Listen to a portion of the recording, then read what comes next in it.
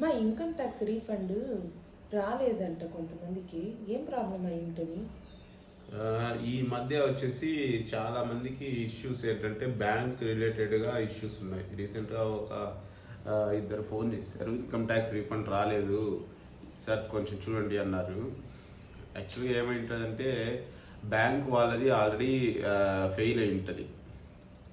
అది చూసుకోకుండా ఫైల్ చేసేసి ఉంటారు బ్యాంక్ అకౌంట్ ఉంది అనుకొని.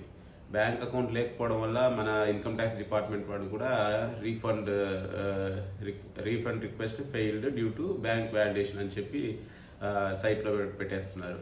అవి చూసుకోవట్లే, వాళ్ళకి మెయిల్స్ కూడా ఎక్కువ వెళ్ళట్లే. సో అలాంటప్పుడు ఏం చేయాలంటే ఆ బ్యాంక్ అకౌంట్ ఆల్రెడీ ఉన్న బ్యాంక్ అకౌంట్ని ఏదైతే మన ఇన్వాలిడ్ అయిపోయి వ్యాలిడేట్ అవ్వకుండా ఇన్వాలిడ్ బ్యాంక్ అకౌంట్గా ఉండిపోయిందో ఆ బ్యాంక్ అకౌంట్ని ఫస్ట్ రీవాలిడేట్ చేయడానికి ట్రై చేయాలి. జనరల్గా కొన్ని అవుతాయి, ఒకవేళ ఏదైనా ఇష్యూస్ ఉంటే తప్పితే అవుతాయి. అలా అవ్వలేదనుకో, అది ఫెయిల్ అయింది, సపోజ్ ఐఎఫ్ఎస్సి కోడ్ రాంగ్ ఉంది, లేకపోతే బ్యాంక్ అకౌంట్ రాంగ్ ఉంది,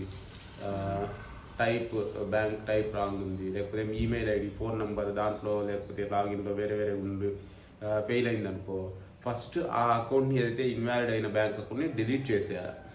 అక్కడ ఉంటే అది ఎర్రర్ చూపిస్తూనే ఉంటుంది.